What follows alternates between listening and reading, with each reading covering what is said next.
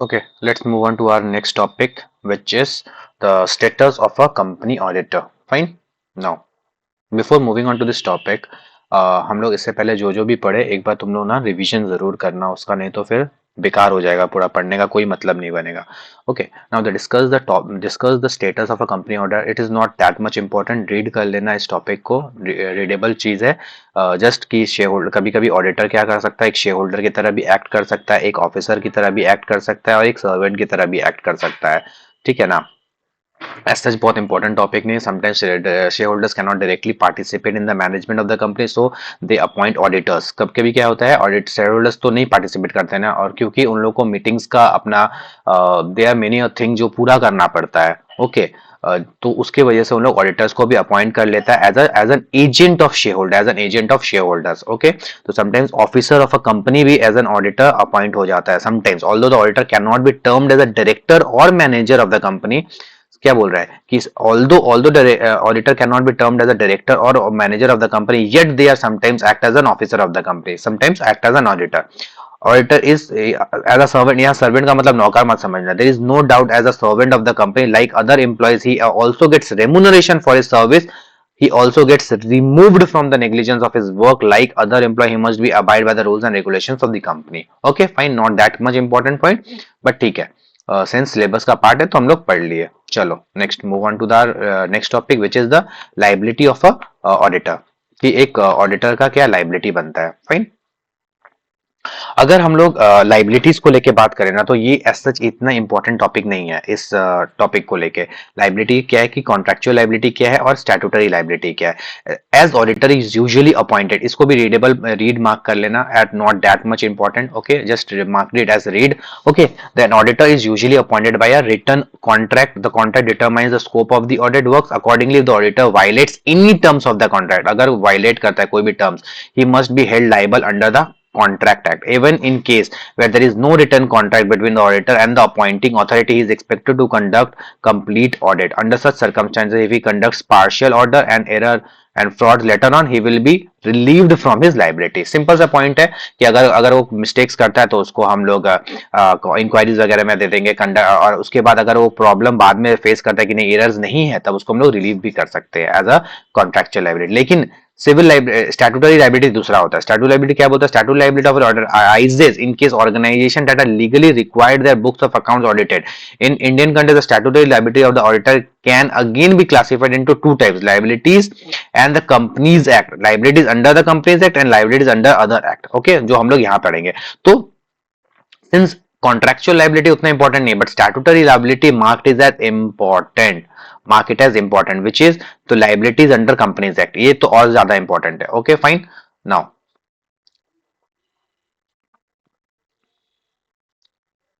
तो सबसे पहला आता है हम लोग का civil liability. Okay, statutory liability marked as important, इसको इंपॉर्टेंट मार्क कर लेना. Fine. Now statutory liability of an auditor कब अराइज होता है, arises in case organisation that are legally required their books of accounts audited. उसी के case में जब एक कंपनी को अपना बुक्स ऑफ अकाउंट्स को ऑडिट करवाना मैंडेटरी हो जाता है, which is mandatory. Okay, fine. Mandatory अगर हो जाएगा, अगर मैंडेटरी हो जाता है तभी जाके उसको अपना बुक्स ऑफ अकाउंट्स को, तभी जाके स्टैट्यूटरी लाइबिलिटी अराइज होता है. ना स्टैट्यूटरी लाइबिलिटी का दो पार्ट है, कि लाइबिलिटीज अंडर कंपनीज एक्ट या तो liabilities under other act. Liabilities under companies act या फिर लाइबिलिटीज अंडर अदर एक्ट. हम लोग एक एक करके समझेंगे, एक एक करके पढ़ेंगे. सबसे पहला आता है लाइबिलिटीज अंडर कंपनीज एक्ट. क्या बात करते हैं, सबसे पहला उसी में भी दो कैटेगरीज है, टू ब्रॉड कैटेगरीज है लाइबिलिटीज का. सबसे पहला आता है सिविल लाइबिलिटी एंड देन आता है criminal liability. Fine. Okay, now civil liability of auditor under companies act include the following. सबसे पहले आता है civil liability of misstatement in the prospectus. What is you mean by prospectus. हम लोग IPOs के बारे में पढ़े थे. ओके, प्रोस्पेक्टस का मतलब क्या है, अगर एक कंपनी जब भी अपना एक आईपीओ लेके आती है, अगर कंपनी का इंफॉर्मेशन कहीं पे डाला जाए कि हाँ कंपनी क्या करती है, क्या फ्यूचर प्रोस्पेक्ट्स है उसका, आने वाले टाइम में कहां कहां इन्वेस्टमेंट करेगी, ग्रोथ कैसा है, रिटर्न ऑफ इन्वेस्टमेंट्स कैसा है, कुछ भी अगर उसको लिखना है ना, उसको कहां बताना पड़ता है, अपना प्रोस्पेक्टस में बताना पड़ता है.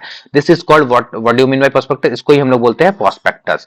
Okay, as per section 35 where a person has subscribed for securities of a company acting on any statement included in the prospectus on the inclusion or omission of any matter in the prospectus which is misleading and thereby has sustained any loss or damage, where the auditor as an expert has either made such statement or has given written consent to the issue of prospectus, he shall be held liable. क्या बोल रहा है कि अगर जो भी prospectus में भी हम क्या बोला कि अगर शेयर्स इशू करने के टाइम में नया कंपनी को प्रोस्पेक्टस इशू करना पड़ता है ना, और प्रोस्पेक्टस में जानबूझ के गलत गलत इंफॉर्मेशन कि मेरा फाइनेंशियल्स बहुत अच्छा है, मेरा बैलेंस शीट देखो इतना स्ट्रांग है, मेरा फिक्स्ड एसेट्स इतना बढ़िया है, सेल्स इतना बढ़िया है, सब कुछ अच्छा अच्छा अच्छा लिख दिया है, लेकिन एक्चुअली जो है नहीं, तो अगर उसमें ऑडिटर भी लाइबल है उस प्रोस्पेक्टस को इशू करने में कि हाँ, क्योंकि ऑडिटर को साइन करना पड़ता है प्रोस्पेक्टस को भी, अगर कि हाँ जानबूझ कर उसमें साइन कर दिया है तो उस केस में auditor will be held liable. जबकि ऐसा अगर है नहीं, प्रोस्पेक्टस अगर ऐसा है नहीं और वहां पे ऑडिटर भी अपना क्या बोल रहा है, the auditor has as an expert has either made such statement, या तो उस प्रोस्पेक्टस को बनाया है और has given a written consent, consent का मतलब क्या, हामी भरना कि हाँ ठीक है, for the issue of the prospectus he shall be held liable, उसको लाइबिलिटी को अराइज हो जाएगा उसका।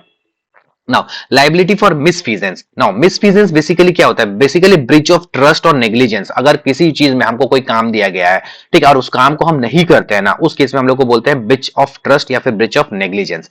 ओके, सेक्शन 340 इसको डील करता है। As a company auditor may charge with the मिसफीजेंस only तभी होगा eight the time of liquidation of a company if it is found that, ठीक है। जनरली मिसफेजेंस कब अराइज होता है, सेक्शन 340 बोलता है company auditor may charge with the misfeasance only at the time of liquidation of a company if it is found that has misapplied or retained or become liable or accountable for any money or property of the company or has been guilty of any misfeasance or breach of trust in relation to the company। Simple सा बात बोल रहा है कि अगर उसने क्या किया, मिसअप्लाइड किया या रिटेन्ड किया या बिकम लाइबल और अकाउंटेबल है फॉर एनी मनी और प्रॉपर्टी ऑफ द कंपनी और has become guilty of misfeasance और breach of trust in relation to the company, उस केस में उसको लाइबिलिटी किसका फेस करना होता है, मिसफीजेंस का लाइबिलिटी फेस करना पड़ता है। फाइन, बहुत ही सिंपल सा टॉपिक है, एकदम इजी सा टॉपिक है।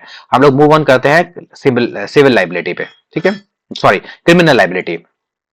नो, क्रिमिनल लाइबिलिटी बेसिकली जो है वो अराइज होता है, सिविल लाइबिलिटी में क्या होता है, जेल नहीं होता है। ओके, सिविल लाइबिलिटी में तुमसे फाइन लेगा, तुमसे पैसा लेगा, बट ना तुमको जेल नहीं भेजेगा। लेकिन क्रिमिनल लाइबिलिटी में अगर तुमने कोई ऐसा फ्रॉड किया तो उस केस में तुमको जेल भी जाना पड़ सकता है।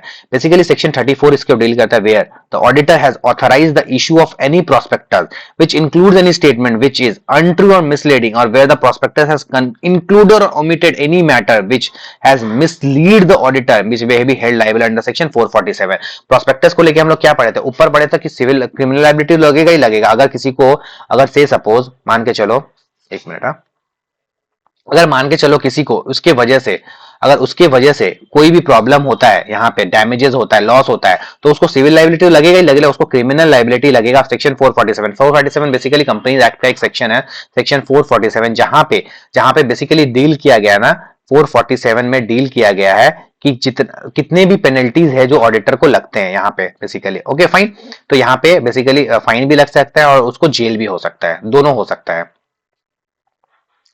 फाइन, चलो उसके बाद आता है बेसिकली यहाँ पे कुछ पनिशमेंट का सेक्शंस दिए हुए हैं। Okay, which is punishment for non-compliance under section 139, 143 and 147।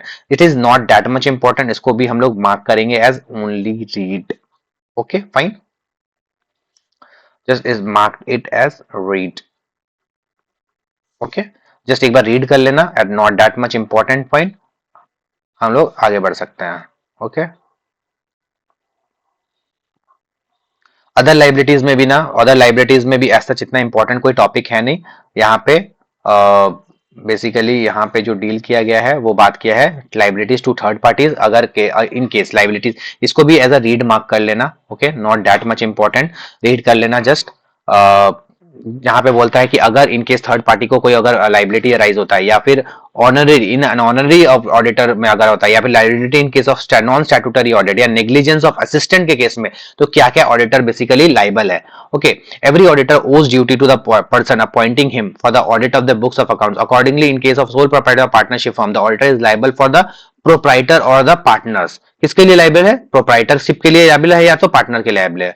In case the company even though in such case auditor is appointed by person other than the shareholders, अगर कौन appoint किया है, board of directors या government उसको appoint किया है, other than the person other than the shareholders का मतलब या तो गवर्नमेंट अप्लाई करेगा तो board of director, the auditor shall always report to the shareholders and hence he is liable to them only. Okay मतलब अगर in case auditor को कौन अपॉइंट किया other than board of directors और government appoint किया तो उसको उसके लिए वो कौन लाइबल हो जाएगा, उसको रिपोर्ट करने के लिए शेयर होल्डर्स लाइबल हो जाएगा।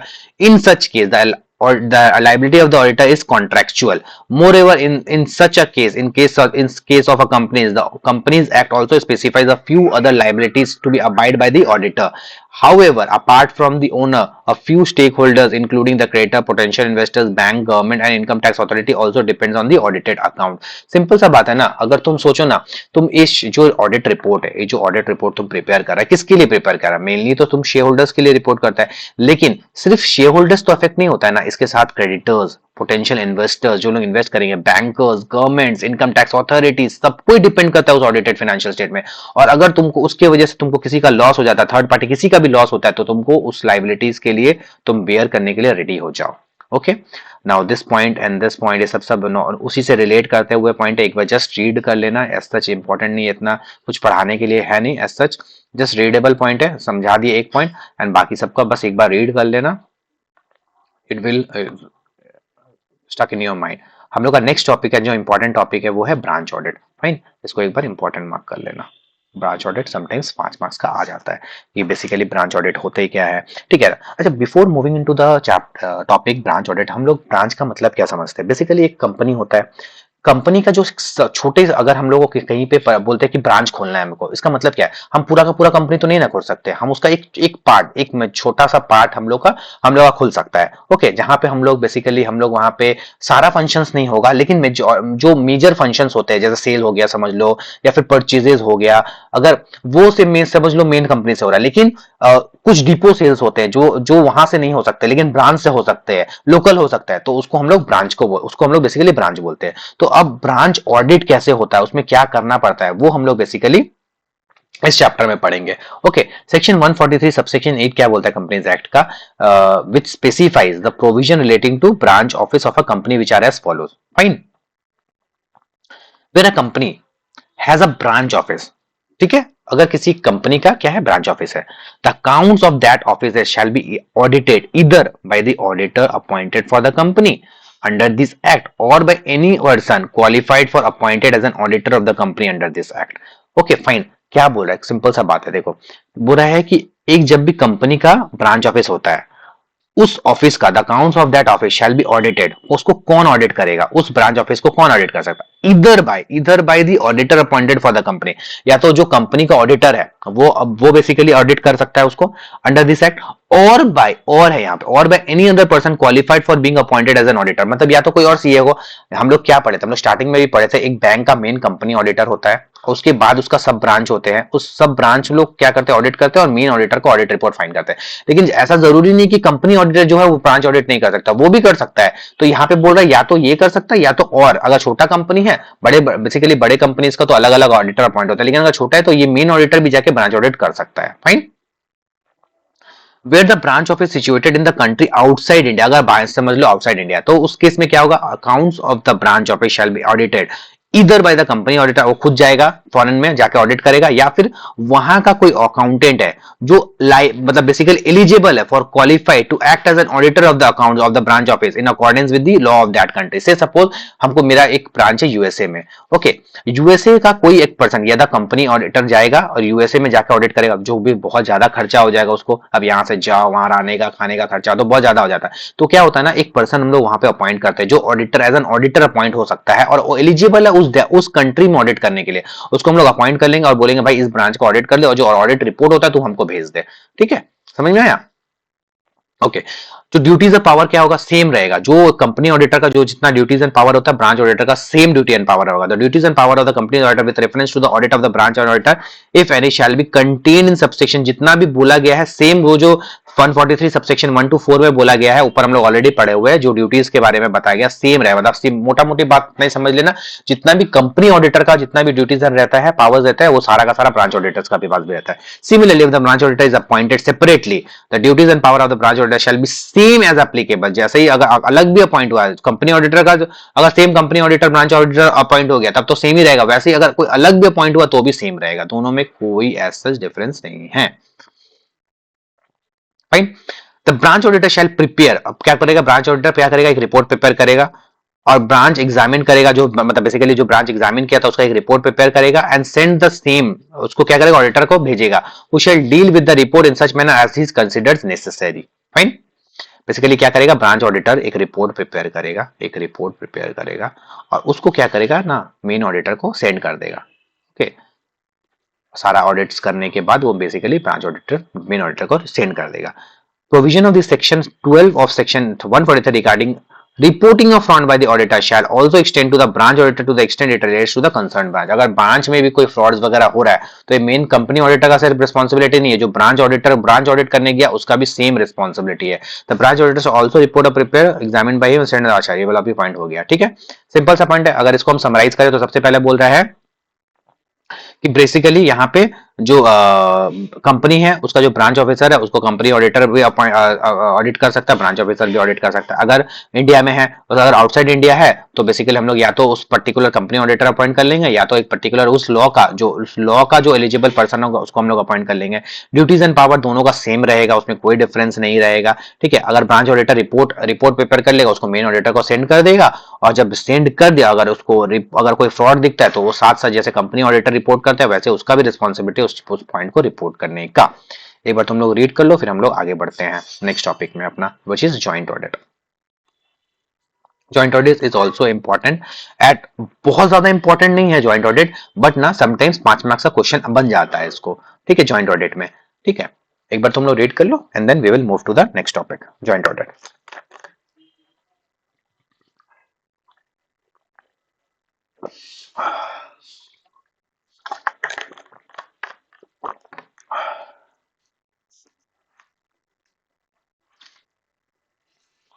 ओके, ना what do you mean by joint audit?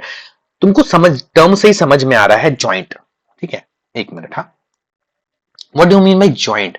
Joint का मतलब है मिलके, ए प्लस बी मिलके क्या कर रहा है, जॉइंटली, जॉइंटली कोई ऑडिट को कर रहा है। नाउ हम हमेशा से बोले थे बड़े बड़े ऑर्गेनाइजेशन जैसे रिलायंस इंडस्ट्रीज लिमिटेड हो गया, टाटा ग्रुप हो गया, टाटा के इतने सारे कंपनीज है, टाटा स्टील हो गया, टीसीएस हो गया, there are in number of, Tata का कंपनी हो गया, तुम किसी को भी उठा लो, एमआरएफ उठा लो, कोई भी जितने भी बड़े बड़े कंपनीज हो गए, तुमको क्या लगता है कोई एक पर्टिकुलर पर्सन ही उसका ऑडिट कर पाता है क्या? इतना बड़ा कंपनी है उसका क्या ऑडिट करना एक जन के लिए पॉसिबल है?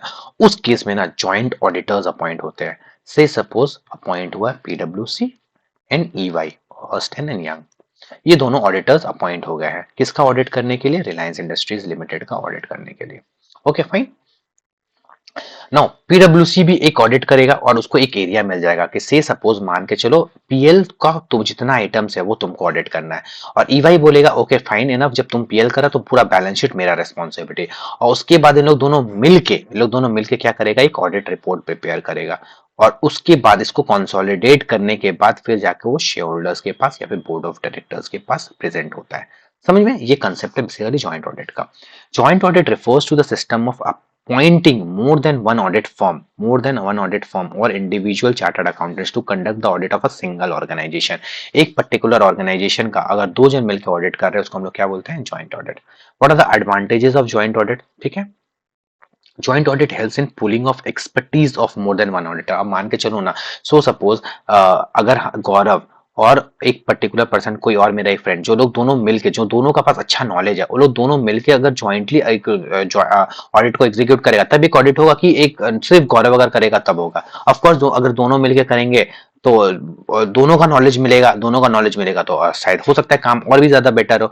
Okay, it provides the school of mutual discussion among the appointed auditor on a critical issues. अगर कोई ऐसा इश्यूज है जिसमें हमको नॉलेज नहीं है बट सामने वाले को नॉलेज है, या फिर सामने वाले को नॉलेज है बट इसको नॉलेज नहीं है, उस केस में उस केस में उस केस में क्या करना पड़ेगा उसको, बेसिकली, हाँ, वो क्या कर सकता है, इसका एक्सपर्टीज ले सकता है, इस पर्टिकुलर पर्सन का एक्सपर्टीज ले सकता है। Okay, now it provides a school of mutual discussion on critical issues. This enhances the effectiveness of audit work. The workload of each individual auditor is sufficiently reduced। क्या होता है basically, workload क्या होता है, इससे कम हो जाता है। Okay, joint audit ensures better quality of performance. Joint auditor क्या करता है, इंश्योर करता है better quality of performance also. the client is least assured about the improved services. Okay, no सबसे पहले क्या है कि वर्कलोड होता है जो इंडिविजुअल ऑडिटर को क्या होगा, रिड्यूस हो जाएगा। अब दोनों का मिलके अगर काम करेगा तो ऑफ कोर्स सब आता है ना कि कोई भी ऑडिट अगर हम लोग दोनों मिलके कर रहे हैं तो वो ऑडिट का जो काम होता है वो रिड्यूस हो जाता है। Joint auditor ensures quality, better quality of performance. क्या करता है, अगर दोनों मिलकर काम करेगा तो परफॉर्मेंस भी इंप्रूव होगा। Client is lease assured about the improve service, और जितना इंप्रूवमेंट सर्विसेज होगा उसको अश्योरिटी मिल जाता है। इन केस ऑफ मल्टीनेशनल बड़े बड़े companies with subsidies in different countries with significantly differs in terms of regulatory arrangement, joint auditor can spread the work using expertise of local forms which is in better position to deal with the detailed work and local laws and regulations. अगर कोई दूसरे companies में है, basically MNCs company जिसका कोई और USA में भी ब्रांच है, और उस पर्टिकुलर कंपनी का नॉलेज मेरे को नहीं है, बट उस पर्टिकुलर का उधर का एरिया का नॉलेज पर्टिकुलर किसी और पर्सन का, तो दोनों को मिला के हम लोग अगर काम करें तो बेटर प्रेजेंटेशन हम लोग दे सकते हैं। फाइन। लेकिन अगर लिमिटेशंस में जाए तो लिमिटेशंस भी है कि एम्बिगिटी हो सकता है। फिर सपोज एक टॉपिक है बैलेंस शीट का फिक्स्ड एसेट्स को लेके, फिक्स्ड एसेट्स के बारे में हमको एक नॉलेज है और इस सामने वाले पर्सन को एक नॉलेज है, तो दोनों के बीच में कॉन्फ्लिक्ट हो जाएगा कि भाई ठीक है, नहीं नहीं नहीं, नहीं हमको लगता है ये होगा, वो बोलेगा हमको लगता है, तो एम्बिग्यूटी होगा। एम्बिग्यूटी का मतलब नॉट, मतलब कहीं ना कहीं नॉट श्योर, मतलब होता नहीं कि एम्बिग्युअस हो जाना कोई चीज को लेके, विच इज नॉट श्योर, तो with responsibility of each auditor. Okay fine. Now lack of proper coordination हो सकता है, प्रॉपर कोऑर्डिनेशन ना बैठे, अगर प्रॉपर कोऑर्डिनेशन नहीं बैठेगा तो पर्टिकुलरली ऑडिट नहीं हो सकेगा। सुपीरियरिटी कॉम्प्लेक्स हो सकता है बोलेगा भाई हम तो इससे सीनियर है, ये मेरा जूनियर हमको कैसे डायरेक्ट कर रहा है भाई। एरियाज ऑफ कॉमन कंसर्न में भी निगलेक्टेड हो सकता है कि कुछ इसको पीएल मिला, इसको बैलेंस शीट मिला, लेकिन दोनों को मिलके एक पर्टिकुलर टॉपिक में भी आना है जिसमें इसको दोनों को ये भी पॉइंट करना है, तो बोलेगा भाई ये कर लेगा, वो बोलेगा ये कर लेगा, और हो सकता है उस पॉइंट बेसिकली निगलेक्ट हो जाए। Okay, areas of common concern में भी निगलेक्टेड। अनसर्टेनिटी में arise as regard to the liability of work done, हो सकता है कि कुछ ऐसा टॉपिक हो, कोई ऐसा पॉइंट हो जहां पे कुछ एरियाज हो जहां पे वो उस पर्टिकुलर एरिया का बोलेगा कि नहीं ये तो ये ऑडिट किया था, ये तो ये ऑडिट किया था, और उसमें उसमें उस बीच में कॉन्फ्लिक्ट हो जाए। ओके, अनसर्टेनिटी में arises as regard to the liability of work done, कि भाई ये हुआ है कि नहीं हुआ है। फाइन। और लास्ट में आता है पॉइंट डिसएग्रीमेंट को लेके, ये तो बहुत वाइटल पॉइंट है कि डिसएग्रीमेंट अमंग जॉइंट ऑडिटर में arise due to delay in finalisation and submission of audit report. उसको बोलेगा भाई मेरा ऑडिट हो गया है, तुम हमको रिपोर्ट दो, बोलेगा मेरा ऑडिट तो अभी तक हुआ ही नहीं, हम कैसे दे देगा तुमको। तो इसमें क्या हो सकता है, डिसएग्रीमेंट हो सकता है। पर्टिकुलरली बोल रहा है कि हमको 22 तारीख को समझ लो 22 जनवरी 2024 को हमको क्या करना है, हमको रिपोर्ट सबमिट करना है। बोला नहीं नहीं नहीं, हम मेरा अभी तक हुआ ही नहीं है, तो हम कैसे कर दे, बोलेगा कि नहीं नहीं नहीं, नहीं हमको हमको अभी चाहिए, तो क्या होगा, हो सकता है ना डिसएग्रीमेंट हो जाए उस केस में। फाइन। तो basically these are certain advantages and limitations of joint audit. Fine. Now discuss the regulatory guidelines in respect of joint audit, which is ये एक रीडेबल पॉइंट है। ठीक है, समटाइम्स इससे अगर क्वेश्चन बनेगा ना तो 5 मार्क्स का क्वेश्चन आ सकता है। बहुत इंपॉर्टेंट टॉपिक नहीं है, बट इसको छोड़ के मत जाना इस पॉइंट को। ठीक है ना। Now the thing is division of audit work. First, सबसे पहला अगर हम लोग बात करें कि एक जैसे हम लोग ऊपर टॉपिक में बात हुआ ना, कभी कभी जब बड़े ऑर्गेनाइजेशन में जब भी एक इतना बड़ा बड़ा ऑडिटर्स लोग अपॉइंट होता है ना, पीडब्ल्यूसी जैसे बिग फोर्स वाले, उन लोग अपना ना ऑडिट वर्क को एलोकेट कर लेता है, डिवाइड कर लेता है, डिवीजन कर लेता है ऑडिट वर्क को, कि भाई तुम ये वाला काम करेगा, हम तुम्हारा काम में लाभ नहीं लड़ाएंगे, हम ये काम करेंगे, तुम मेरा काम में टांग मत लड़ाना। ओके, और हम लोग मिलकर एक ऑडिट रिपोर्ट सबमिट कर देंगे। ओके, तो डिवीजन हो जाता है ऑडिट वर्क का। बेसिस ऑफ डिवीजन क्या है, तो joint auditor shall divide the audit work among themselves through mutual discussion. Mutual discussion करेगा। According the division of work would usually be the terms of audit of identifiable units और specified area, कि भाई तुम इस area को देख लो, हम इस एरिया को देख लेंगे। इन सब cases however due to the nature of business entity under audit such a division of work may not be possible. कभी कभी सिंस ऑर्गेनाइजेशन का लेंथ इतना बड़ा होता है या फिर किसी भी रीजन की वजह से डिवीजन नहीं पॉसिबल होता है, इन सच सिचुएशन उस केस में the division of work may be with reference to the items of assets and liabilities or income expenditure with reference to the period of time. Okay, हम जैसा बताया कि भाई पीएल तुम ले लो, हम बैलेंस शीट ले लेते हैं और हम लोग दोनों मिलकर ऑडिट कर देंगे। ठीक है। नाउ कॉमन एरियाज को लेके एक बड़ा कि डिवीजन कर लेता है, लेकिन कॉमन एरियाज को लेके क्या होगा, certain area of work owing to their importance of nature of the work involve will not be divided and thus will covered by the joint audit. कुछ कुछ कॉमन एरियाज होता है, से सपोज ऑडिट रिपोर्ट प्रिपेयर करना, तो अलग अलग नहीं प्रिपेयर हो सकता, तो जॉइंटली रिपोर्ट प्रिपेयर होगा कि भाई तुम ये सारा पॉइंट दे दो हमको, हम ये सारा पॉइंट करते हैं, हम मिलकर कंसोलिडेट कर लेते हैं। ओके, ये तो जॉइंटली हो सकता है। Documentation and communication, the revision of work among joint auditor as well as the area of work to be covered all by all should be adequately documented and preferably communicated by the entity. Fine. जितने भी documentation communication है वो properly होना चाहिए। Coordination of proper division of work हो गया, now आ गया coordination. The joint auditor must coordinate among themselves in the course of audit work accordingly if the joint auditor comes across matter which are relevant in the areas of responsibility of other joint auditor and which deserves the attention or require disclosure or discussion with the application of judgment by the other auditor, he should communicate the same with the other auditors in the writing in the form of report or note prior to the finalization of audit। Simple सा point बोल रहा है, क्या बोल रहा है देखो, कि अगर से सपोज एक एरिया था सेल्स, ओके, सेल्स मेरा एरिया नहीं है, लेकिन हमको से सपोज हमको बैलेंस शीट मिला, लेकिन हमको बैलेंस शीट में कुछ एक ऐसा आइटम मिला है जो फिक्स एसेट सेल कर रहा है वहां पे, बट उसका एंट्री नहीं है, तो वो क्या करेगा, जाके सामने वाला ऑडिटर को बोलेगा भाई देख ये तो मेरा एरिया नहीं है बट हमको लग रहा है इस पॉइंट में गड़बड़ी है, तो तुम इस पॉइंट को थोड़ा सा देख लेना। तो वाइल डूइंग अदर पॉइंट क्या बोल रहा है कि यहाँ पे बेसिकली अगर उसका अटेंशन में आ गया कुछ, ठीक है ना, तो वो क्या करेगा और डिस्कशन कर लेगा उस ऑडिटर को before before to the same to the other auditor in writing in the form of report prior notice of finalization। Audit report को फाइनल करने से पहले उसके साथ उसको डिस्कशन कर लेगा कि भाई मेरे को ऐसा सा लग रहा है, ये होना चाहिए। फाइन।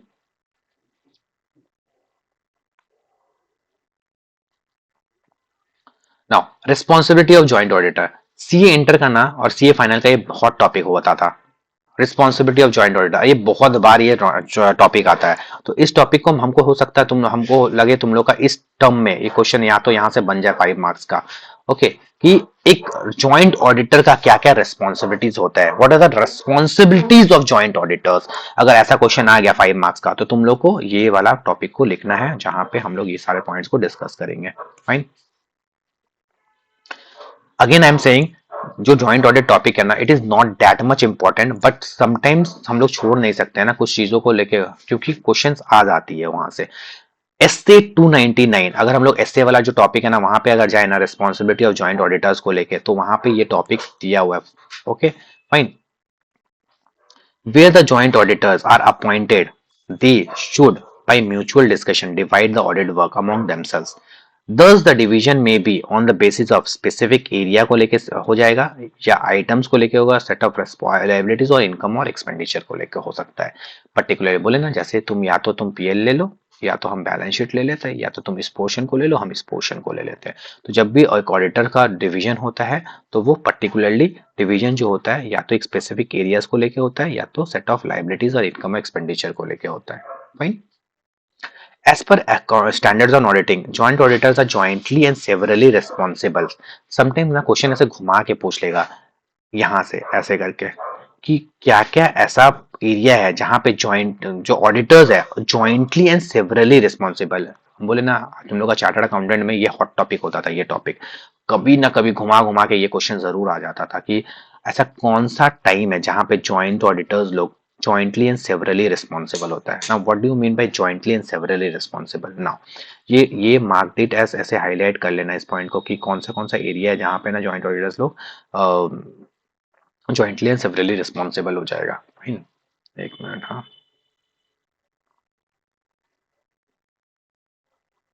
इसको हाईलाइट कर लेना। फाइन। चलो, फिर आता है कि अगर सेपरेटली रिस्पॉन्सिबल है, कब है, बोलता है the audit work has been allocated, where the basically क्या है, the audit work has been allocated. जब एक ऑडिटर अपना ऑडिट वर्क क्या करेगा, अलोकेट कर लेगा। स्टार्टिंग में आया कि भाई तुम्हारा ये एरिया है, मेरा ये एरिया है, हम लोग दोनों मिलकर अपना अपना एरिया अलोकेट कर लिया। The joint auditor has a separate responsible for drafting his own audit program, for maintaining audit documentation and component allocated to him। अगर हम लोग स्टार्टिंग में ही आए और अपना अपना अलग अलग काम कर लिया कि भाई तुम एरिया पकड़ा हमें से, तो हम लोग क्या होगा, हम लोग अपना अपना अपना अलग अलग रिस्पॉन्सिबल होंगे। ठीक है, कि तुम इस एरिया के लिए तुम हम रिस्पॉन्सिबल, इस एरिया के लिए हम, अगर इसमें फ्रॉड होता है तो तुम जेल जाएगा या फिर तुम पेनल्टी खाएगा, अगर इस एरिया में प्रॉब्लम होता है तो हम जेल जाएंगे, हम पेनल्टी खाएंगे। अब कौन सा ऐसा एरिया है जहां पे ज्वाइंटली एंड सेवरली रिस्पॉन्सिबल हो जाएगा जॉइंट ऑडिटर्स लोग, where the audit work is not divided among the joint auditors. उन लोग क्या किया, अपना लायबिलिटीज अपना रिस्पॉन्सिबिलिटी नहीं निभाया, उन लोग एरिया अलोकेट नहीं किया अलग, मतलब तुमको जो मन तुम ऑडिट करो, हमको जो मन है हम ऑडिट करें, दोनों मिलकर ऑडिट करेंगे, नहीं किया ऑडिट वर्क रिस्पॉन्सिबिलिटी, ठीक है ना, अलोकेट नहीं किया। उस केस में the auditor has a joint and severally responsibility, कब केस में, डिविजन्स, एक मिनट ना, okay, Decisions regarding audit procedures. In respect of decisions taken by all the joint auditors concerning the nature, timing, or extent of the audit procedures to be performed in any of the joint auditors, matters to be brought up by the basically क्या बोल रहा है यहाँ पे कौन सा matter में jointly and severally responsible जहाँ पे दोनों को इस particularly चीज को करना ही होगा. Decision regarding audit procedures. अगर audit procedures क्या होने वाला है उसका decision लेने. Matters to be brought up the notice of the joint auditors. क्या क्या basically for the matters they are brought to the notice of the joint auditors by one of them. अगर किसी पर्टिकुलर पर्सन को कुछ responsible मतलब पता चलता है तो दोनों में से कोई एक पर्टिकुलर आके उसको बताएगा. ये जहाँ पे डिस्क्लोजर्स अगर रिक्वायरमेंट है, हम लोग नोट्स टू अकाउंट बनाते हैं, वहां पे डिस्क्लोजर देना है तो दोनों का रिस्पॉन्सिबिलिटी हो जाता है. रिलेवेंट स्टेट्यूट को निभाना अगर for ensuring the auditor report complies with the requirement of the relevant statute कि हाँ हमको बेसिकली इस लॉ को फॉलो करके ही ऑडिट करना है. तो इस केसेस में auditors are jointly and severally, भले वो लोग डिवीजन करे नहीं करे वो सबसे कोई मतलब नहीं है. इस केस में अगर डिवाइड नहीं हुआ है वर्क तो joint auditor and is carried out by all of them अगर कर रहा है तो उस केस में ये सारे के केस में उस लोग को जॉइंटली एंड सेवरली रिस्पॉन्सिबल हो जाएगा. ठीक है,